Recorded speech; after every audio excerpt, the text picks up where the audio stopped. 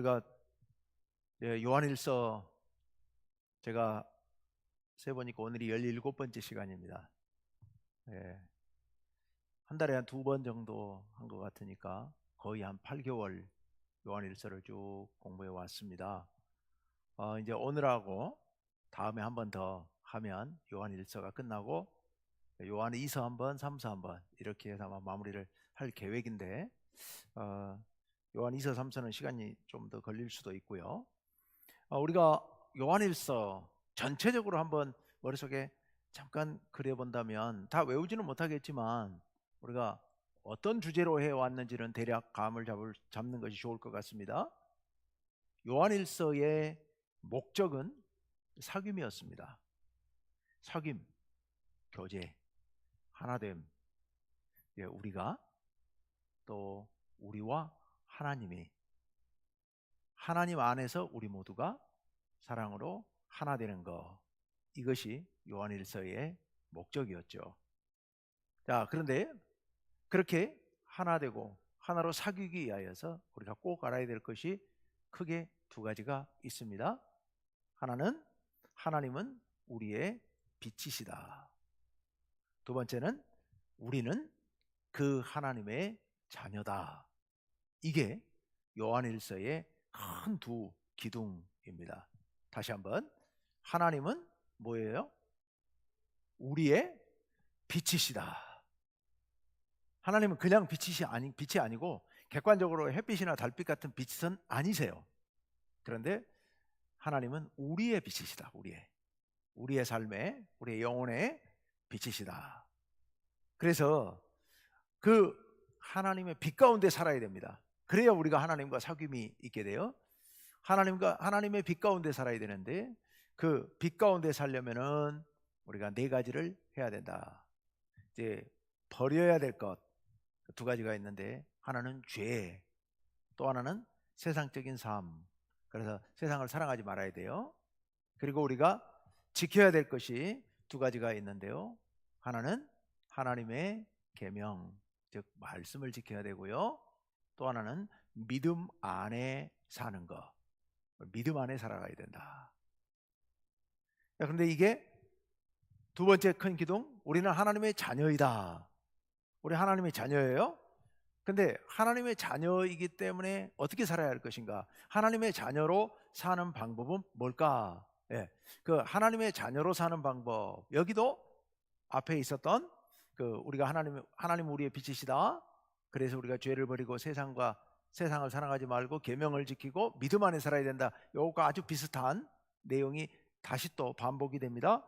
그래서 첫째는 죄를 멀리해야 하나님의 자녀로 살 수 있다. 그리고 3번째로는 세상을 멀리하라. 아까 앞에 거에 그 2가지가 있었어요. 근데 똑같이 이번에도 죄를 멀리하고 세상을 멀리하라.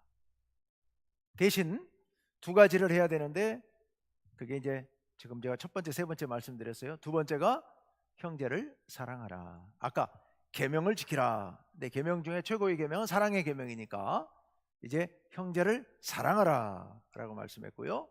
그리고 4번째가 이 2번째에 있는 형제 사랑하는 것을 구체적으로 어떻게 할 것인가 하는 게 4번째에서 좀 길게 쭉 나누어서 우리가 봤습니다. 형제 사랑의 원동력은 하나님의 사랑이다. 형제를 사랑함으로 하나님 안에 거할 수 있다. 또 온전히 이룬 사랑에는 두려움이 없다. 담대할 수 있다는 거죠. 그리고 믿음과 사랑으로 세상을 이겨야 된다. 믿음과 사랑으로 세상을 이겨야 된다. 그러니까 여기서 믿음은 예수님이 그리스도라는 것을 믿어야 된다. 예수님이 하나님의 아들이라는 걸 믿어야 한다. 그리고 믿음을 지켜라. 이게 이제 지난주에 제가 말씀드렸던 겁니다. 지난번에 믿음을 지켜야 된다. 이 믿음이야말로 생명의 뿌리다. 우리가 살아가는 생명의 뿌리는 하나님을 믿는 것이다. 근데 이 믿음이라는 게 누차 반복해서 말씀드렸습니다만은 믿음은 뭐예요? 하나님과의 관계예요. 관계.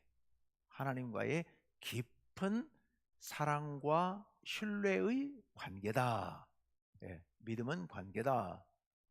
그래서 다른 말로 표현하면 믿음은 하나님을 신뢰하고 하나님을 사랑하는 것이다. 예, 믿음은 관계예요. 자, 여기까지가 이제 지난번까지 드렸던 말씀입니다. 이렇게 해서 요한일서의 본론이 끝났습니다. 그리고 마지막, 어떤 학자들은 부록이라고도 하고 어떤 학자들은 이게 결론적인 적용이라고도 하고, 이제 오늘하고 다음번에 걸쳐서 이 두 가지를 말씀드리려고 합니다. 첫 번째가 오늘 드리려는 말씀이 이제 14절부터 쭉 나오게 되는데요. 우선 14절 말씀을 우리 함께 읽어봅시다. 다 같이요. 시작. 그를 향하여 우리가 가진 바 담대함이 이것이니 그의 뜻대로 무엇을 구하면 들으심이라. 아멘. 우리가 찬양 가사도 있고 그렇죠. 워낙 유명한 구절인데요. 자, 여기서 그를 향하여, 여기 그가 누굴까요? 하나님 아니면 예수님이겠죠. 여기서 이제 우리 하나님 향하여 우리가 가진 바. 그래서 우리가 여기서 우리는 누구예요? 우리는 우리죠. 우리. 이걸 이제 개념으로 정리를 한다면 여기 우리는 성도들, 교회 신앙 공동체 구성원들, 우리 성도들. 자, 하나님을 향하여 우리가 가진 바. 자, 우리 성도들이 가진 바 뭐가 있어요? 담대함이 있어요. 담대함. 이 담대함은 앞에 3장에서는 번역을 확신으로 번역을 했어요. 확신, 담대함. 제가 그때도 그런 말씀 드렸는데요. 이 확신이에요. 하나님을 향하여 우리는 확신을 갖고 있다는 거예요.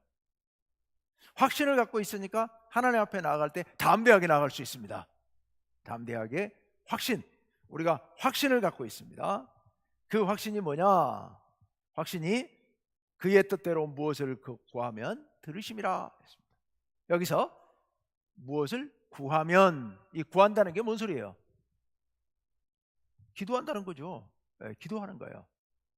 우리가 하나님 앞에 무엇인가를 기도하면, 이런 뜻이에요. 기도하면 어떻게 해주신다고요? 들으심이라. 여기서 들으신다는 것은 무슨 뜻일까요? 두 가지 의미가 있겠죠. 하나는 기도하는 소리를 기도하는구나, 이걸 들으신다는, 그 소리를 들으신다는 의미도 있지만, 또 한 가지 의미는 무슨 의미가 있겠어요? 응답해 주신다는 그런 의미도 함께 있는 겁니다. 후자만 있는 건 아니에요. 앞에 것도 있어요. 앞에 귀 기울여서 들어주시는 거예요. 이거 굉장히 중요한 거거든요. 하나님이 우리의 기도를 들어주시는 거, 이거 굉장히 중요한 겁니다. 다른 사람들, 이제 우리 어른들이잖아요. 어른들인데, 어른으로 산다고 하는 것은요, 이게 잘해야 돼요. 뭘 잘해야 되느냐? 이 사람이 나이가 들어가면 들어갈수록 입이 가벼워지는 경향이 좀 있어요. 남 눈치를 잘 안 보잖아요. 눈치 볼 일이 별로 없잖아요. 젊어서는 여기 눈치 보고 저기 눈치 보고 이러느라고 입을 조심을 했는데, 나이가 들어가면 들어갈수록 주변에 신경 쓸 일이 별로 없어져요. 그러니까 이게 점점 입이 가벼워지네요. 그래서 점점 말이 많아져요. 그래서 이게 참 병이 되는 경우가 참 많습니다. 그런데요, 어른이 된다고 하는 것은 아주 중요한 게 잘 들어줘야 돼요. 잘 들어주는 거, 이게 정말 중요해요. 그냥 나 듣고 있어, 그냥 말해, 그냥, 이게 아니고 반응을 하면서 계속 그러냐고, 그랬겠다고, 자꾸 말 끊어먹고 내 얘기하지 말고 중간에 남이 얘기하면 그래 막 끊고 막 자기 얘기하는데 그러지 말고요. 그러냐고, 그렇겠다고, 들어주는 거 굉장히 중요합니다. 들어주는 게 굉장히 중요해요.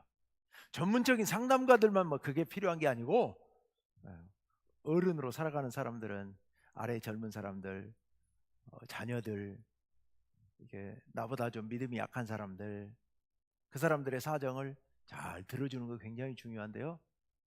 우리 하나님께서 바로 우리의 기도를 귀 기울여서 들어주시는 분입니다. 이게 정말 얼마나 은혜로운 일인지 몰라요.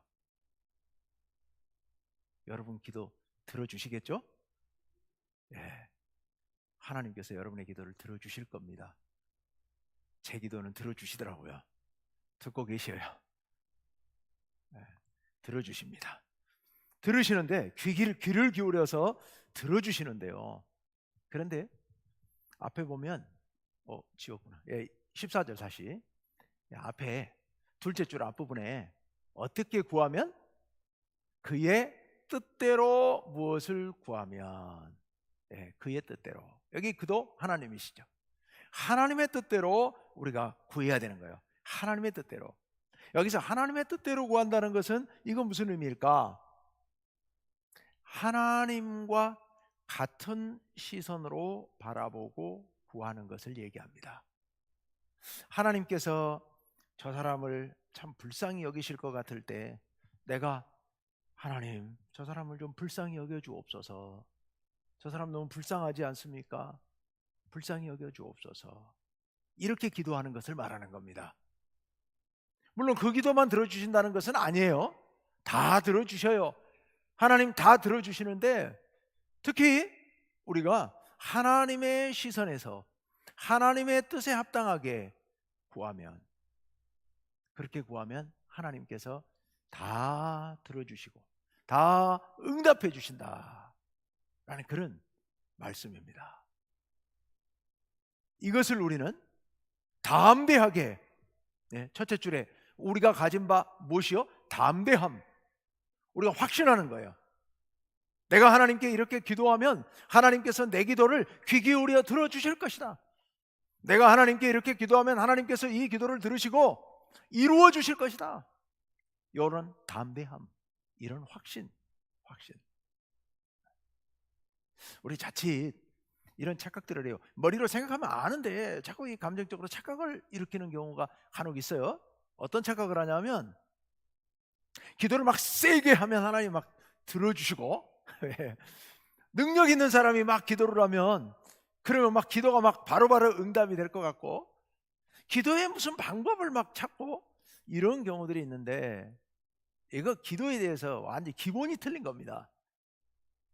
기도는 누가 들어주셔요? 우리 하나님께서 들어주시는 거예요. 우리 하나님께서. 그러니까 어린아이의 기도도 아무 능력 없어 보이는 어린아이 기도도 하나님께서 응답해 주시니까 기도가 응답이 되는 겁니다. 기도를 응답해 주시는 분은 하나님이시지 기도하는 사람의 능력, 만약에 기도하는 사람의 능력이 힘이 있어가지고 기도가 응답된다고 믿는다면 그건 하나님을 무시하고 하나님을 배반하는 우상숭배입니다. 이건 주술입니다. 제가 늘 이야기하는 주술적 기도, 이게 바로 전형적인 주술적 기도예요. 기도하는 사람의 어떤 뭔가에 의해서 기도가 응답된다고 착각하면 이건 기도가 현실을 변화시키는 것이기 때문에 이거 하나님과 아무 상관없어요. 하나님을 무시하는 겁니다. 그건 아니에요. 그건 전혀 아니에요. 그건 뭐 무당들이나 하는 짓이고 그런 거지. 우리 예수 믿는 사람들은 우리 하나님을 전적으로 신뢰하는 겁니다. 여기 담대함을 갖고 하나님 앞에 나아가는 겁니다.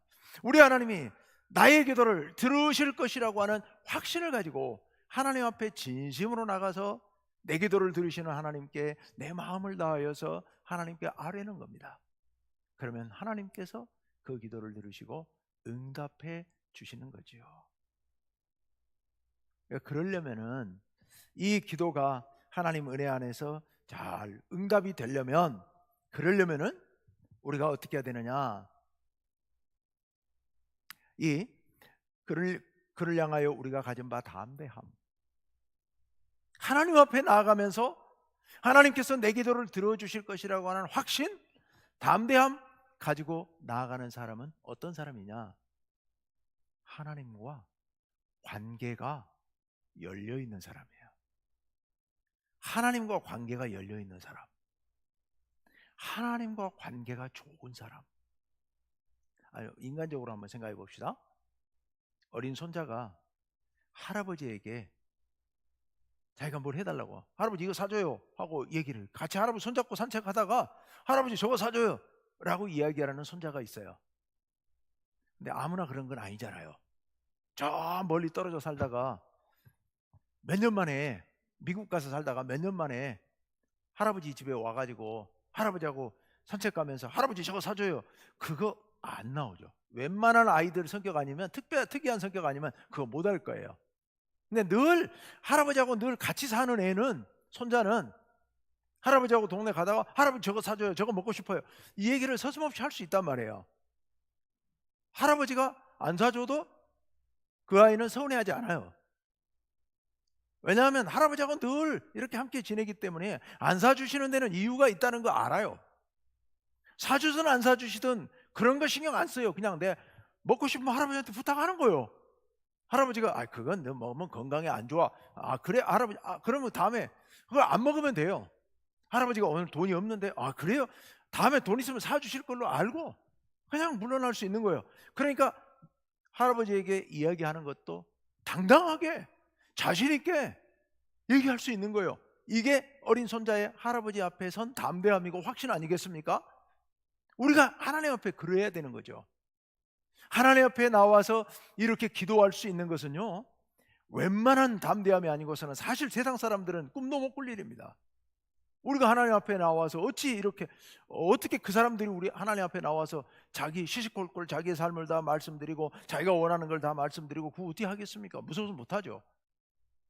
우리가 하나님 앞에 나와 기도한다고 하는 것은 하나님과의 관계가 열려있기 때문인데요, 그런데 이 관계의 정도가 사람마다 천차만별인 거예요. 어떤 사람은 아주 가까운 사람도 있고요, 또 어떤 사람은 관계가 맺어져 있긴 한데 아주 신랑같이 간신히 연결되어 있는 그런 관계도 있을 수 있다는 말입니다. 우리가 하나님 앞에 나아가서 이렇게 담대하게 기도할 수 있으려면 하나님과의 관계가 완전히 열려있고 하나님과의 관계가 아주 탄탄하게 서 있어야 된다. 철저한 신뢰관계로 서 있어야만 합니다. 그게 우리의 신앙이죠.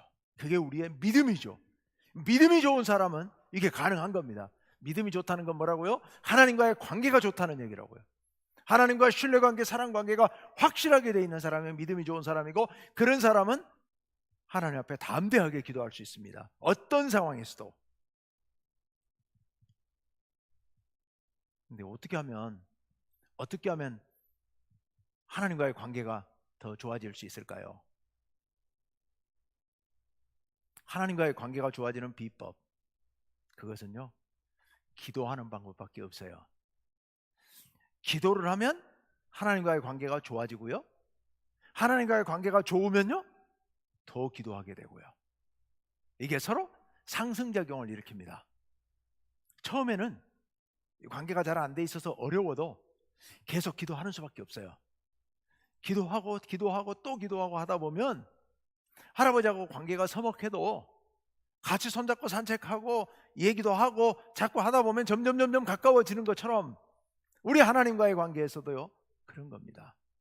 날마다 쉬지 않고 기도하는 사람은요, 하나님과의 관계가 좋을 수밖에 없는 겁니다. 관계가 좋으니까 더 기도하게 되는 겁니다. 그렇게 더 많이 기도하는 사람은 더 큰 은혜를 받아 누리는 겁니다. 이 기도의 힘이라는 게 이게 무서운 겁니다. 근데 이게 절대 하루아침에 안 돼요. 하루아침에는 안 되고, 이렇게 지금 제가 말씀드린 것처럼 기도하면 할수록 점점 하나님과의 관계가 점점 더 좋아져 가고, 그래서 더 기도하게 되고, 그래서 더 큰 은혜를 누리게 되고, 그래서 더 큰 복을 받아 누리게 되고요. 참 제가 목회하면서 정말 마음이 안타까운 것이 바로 그거예요. 은혜를 아시는 분들은 더 은혜를 누리고 살아요. 그러니까 이렇게 수요 예배도 오시고 새벽 기도도 오시고, 그런 분들은 성경 말씀도 읽고 전도도 하고 이러면서 점점 믿음이 깊어져 가고 더 큰 은혜를 누리는데, 그게 못하는 사람은, 일주일에 한 번만 주일날만 교회 나오는 사람은 노상 그 모양이라 계속 그 모양인데, 정말 안타까운데 어떻게 해줄 방법이 없어요. 나와야 어떻게 해보죠.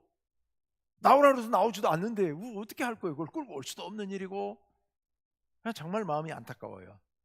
그러니까 신앙이 성장하는 사람은 막 성장하는데, 성장하지 못하는 사람은 맨날 빌빌대고, 그러다 코로나 오니까 그냥 거의 시들어버리고, 그걸 어떻게 할 방법이 없어요. 여러분, 그렇게 내리막길 가는 그런 신앙생활은 절대로 하지 마시기 바랍니다. 점점 올라가고 점점 하나님께 가까워져 가는 그런 기도, 그런 관계, 그런 믿음 가지시기를 간절히 바랍니다. 기도를 자꾸 하다 보면요, 하나님과 점점 더 친해져요. 그래서 그렇게 기도하는 것을 사귐이라고도 얘기를 합니다. 기도는 사귐이다. 기도는 사귐이다. 그래서 이제 사귐의 기도라는 것도 있는데, 그건 조금 더 이제 전문 영역으로 좀 더 들어가서 얘기를 해야 되고, 오늘 그것까지는 깊이 얘기를 하지 않겠습니다. 기도는 하나님과의 사귐이다. 이것까지만 좀 제가 말씀을 드리고 싶어요. 그러니까 자꾸 사귀면 사귈수록 점점 더 관계가 좋아지는 거예요. 네, 기도는 하나님과의 사귐이다. 그러니 멀어지면, 자주 안 보면 점점 관계가 시들어진다. 네, 확실하게 기억을 해 주시기를 간절히 바랍니다. 자, 이제 15절로 가봅시다. 다 같이요, 시작. 우리가 무엇이든지 구하는 바를 들으시는 줄을 안즉 우리가 그에게 구한 그것을 얻은 줄을 또한 아느니라. 아멘. 노란 글씨로 써져 있는 부분만 보실래요? 우리가 안즉 우리가 아느니라, 이렇게 돼 있어요. 우리가 안즉 우리가 아느니라. 그러면 위에 줄, 우리가 안즉, 우리가 뭘 알아요? 무엇이든지 구하는 바를 들으시는 줄을 안즉. 요거는 그럼 몇 절 얘기예요? 방금 전에 14절 말씀이에요. 우리가 하나님 앞에 기도하면 하나님께서 들어주신다 라는 그 말씀을 반복하고 있는 거예요. 자, 그걸 알았습니다. 그걸 알고 기도합니다. 그러면 둘째 줄, 우리가 그에게 구한 그것을 얻은 줄을 또한 아느니라. 응답을 얘기하는 거예요. 응답의 확신. 우리의 기도를 하나님께서 귀 기울여 들어주신다면 우리의 기도에 하나님께서 응답해 주신 줄을 또한 안다 라는 말씀이죠. 하나님께서 우리의 기도를 들으시고 우리가 해달라는 대로 다 해주신다 이런 뜻은 아니잖아요. 하나님께서 응답해 주시는 방법은 여러 가지 방법이 있을 수 있습니다. 뭐 너무 간단해요. 할아버지가 손자 손잡고 가는데 그 손자가 할아버지한테 할아버지 저거 사줘요. 뭘? 하고 보니까 권총을 사달래요. 미국이라고 칩시다. 총기 소유가 되는데 사줘야 됩니까? 이건 절대로 안 되는 거죠. 절대로 그럴 수 없는 거죠. 그거는 할아버지가, 손자가 할아버지에게, 어린 손자 4살 5살 되는 손자가 날카로운 가위를 달라고 합니다.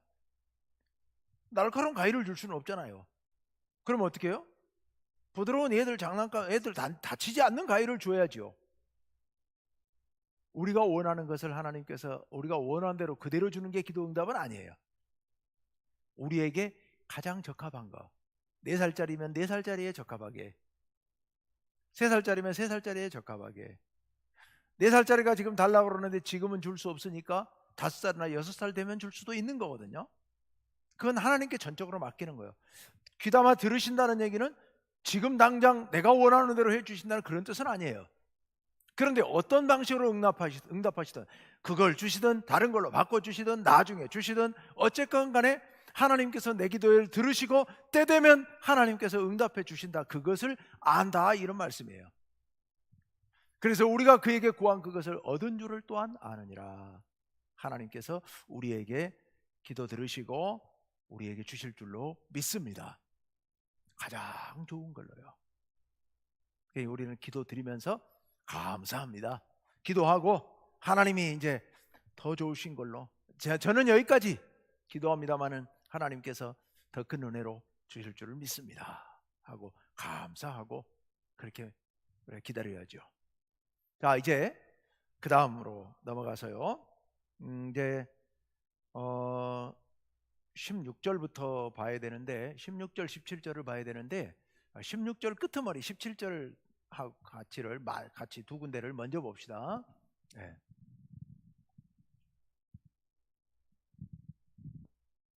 잠깐만요. 예.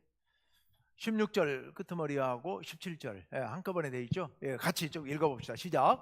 사망에 이르는 죄가 있으니 이에 관하여 나는 구하라 하지 않노라. 모든 불의가 죄로 돼 사망에 이르지 아니하는 죄도 있도다. 아멘. 이제 기도의 예 하나를 들고 말씀하고 있는데 여기서는 이 16절 17절의 주제는 좀 특이해서 제가 잠깐 이 뒤에를 먼저 봅니다. 지금 노란 글씨로 써져 있는 두 개를 비교해 보십시오. 죄가 두 종류가 있는데 사망에 이르는 죄와 사망에 이르지 아니하는 죄, 이 두 가지가 있다라고 말씀하고 있습니다. 이게 도대체 무슨 뜻일까? 간단합니다. 사망에 이르는 죄는 회개해도 용서받지 못할 죄, 그리고 사망에 이르지 아니하는 죄는 회개하지 않으면 용서받지 못하지만 회개하면 용서받을 가능성이 있는 죄, 이렇게 나눠볼 수 있겠습니다. 그러면 문제는 우리가 생각하기에는 모든 죄가 회개하면 다 용서받을 것 같은데 여기 사망에 이르는 죄, 즉 회개해도 안 되는 죄가 있다고 말씀하는데 도대체 이건 뭐냐? 이건 이제 이 서신서 중에서도 특별한 서신서에만 몇 군데 나오는 말씀인데 여기서 지금 무엇을 말씀하고 있을까? 한마디로 말하면 배교입니다. 배교.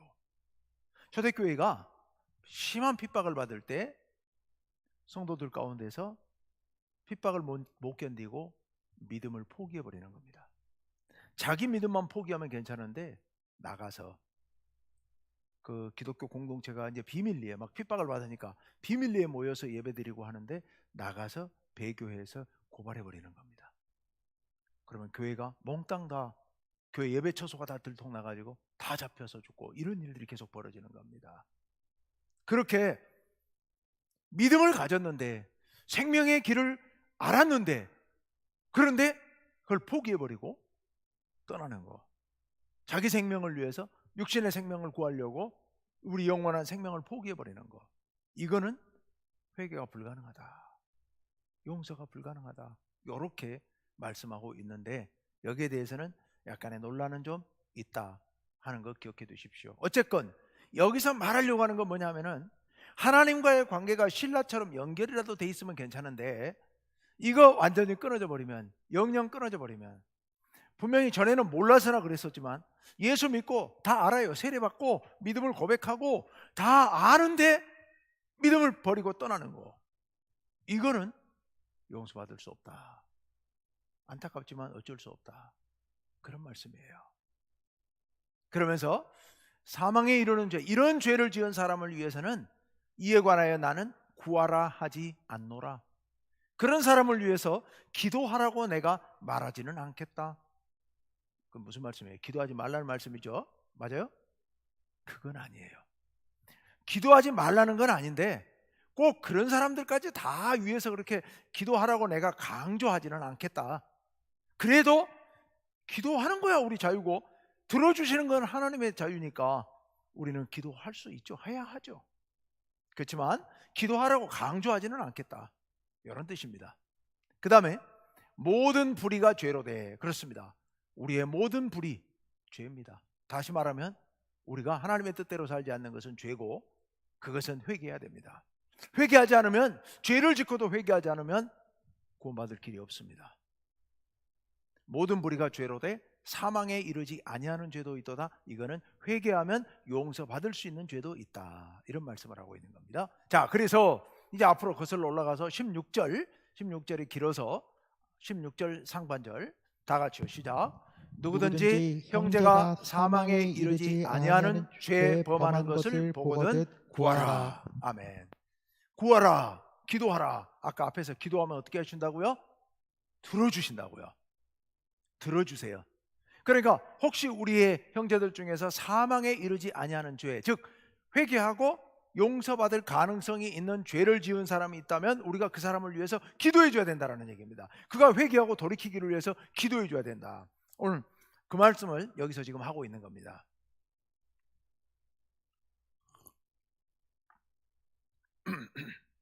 근데 그것은 우리 자신도 마찬가지죠. 우리 자신도 만약에 우리가 어떤 죄를 범했다면 우리도 즉각 회개하고 하나님 앞에 용서를 비는 기도를 드려야죠. 그 기도를 들으시고 하나님께서 그를 구하실 거라는 얘기입니다. 우리의 구함을 들으시고 그를 용서해 주실 것이다 라는 그런 의미입니다. 중반절로 내려갑니다. B 16절 B. 자, 다 같이 시작. 그리하면 사망에 이르지 아니하는 범죄자들을 위하여 그에게 생명을 주시리라. 아멘. 우리가 사망에 이르지 아니하는 죄를 범하였을 때 기도한다면, 그를 위하여 기도하고 그가 회개하고 기도한다면 하나님께서 그에게 다시 생명을 주실 것이다 라는 그런 말씀입니다. 여러분, 우리가 혹 죄 지은 게 있다면 하나님께 용서를 비는 기도를 드려야 할 테고 하나님께서 우리의 죄를 용서하실 겁니다. 죄는 정말 위험하고 또 중요한 것이죠. 중요한 것이죠. 그래서 우리 모두가 죄에 대한 경각심을 가지고 앞에서도 우리가 죄를 멀리해야 된다. 하나님의 빛 안에 살려면 죄를 멀리해야 되고 하나님의 자녀로 살려면 우리가 죄를 멀리해야 된다라고 앞에서 누누이 강조했었습니다. 마찬가지로 우리가 여기서 혹 내가 죄를 범했다면, 우리 주변에 죄 지은 사람들이 있다면 그들이 회개하기를 위하여서 우리가 간절히 기도해야 된다. 그렇게 기도할 때 하나님께서 그에게 생명을 주실 것이다 라는 말씀입니다. 자, 기도할 때 어떤 내용을 기도할 것인가에 대한 하나의 예를 지금 16절과 17절에서 말씀하고 있습니다. 자, 오늘 내용 전체 간단하게 우리 다시 한번 정리해 봅시다. 우리가 하나님을 향하여 담대한 게 있다. 담대하다는 게 뭐라고요? 확신하는 게 있다. 그게 뭐라고요? 뭘 우리는 확신해요? 기도하면 들어주신다는 겁니다. 주의 뜻대로, 그의 뜻대로 기도하면 하나님께서 우리의 기도를 들어주신다. 그런데 그렇게 하나님 앞에 나아가서 담대하게 기도하려면 뭐가 돼 있어야 된다? 하나님과의 관계가 잘 돼 있어야 된다. 탄탄하게 서 있어야 된다. 아주 친해져야 된다. 그런데 어떻게 하면 하나님과 더 친해질 수 있다? 기도하면 친해진다. 네. 처음에 힘들지만 기도를 시작하고 끈질기게 버티고 기도하다 보면 하나님과 점점 더 깊은 관계가 돼갈 수 있다. 다른 비법은 없습니다. 네. 기도를 통하여 하나님께 가까워지는 거, 그 방법밖에 없습니다. 그렇게 우리가 간절히 기도하면 하나님께서 우리의 기도를 다 들으시고 응답해 주신다는 사실을 확신하고 나가야 됩니다. 혹 죄가 무서운 거지만 죄 지은 사람이 있다면 우리가 그들을 위해서 간절히 기도해야 된다. 용서받지 못할 죄도 있긴 있지만 우리는 그런 거 모르니까 그 사람이 용서받을 죄인지 아닌지 우리 잘 판단 안 서잖아요. 그냥 우리는 기도하면 돼요. 다 기도하면 되겠습니다. 여기서는 뭐 꼭 기도하라고 말하지는 않는다라고 말씀하시지만 우리는 그 말은 하지 말라는 소리는 아니니까 우리는 우리 주변에 죄인들을 위하여서도 또 간절한 마음으로 기도해서 그들도 회개하고 새 생명을 얻도록 해야 될 줄로 믿습니다. 오늘 우리가 주님 앞에 간절한 마음으로 이 시간 같이 통성으로 기도하고 마치겠는데요. 이렇게 우리 기도합시다. 주님 앞에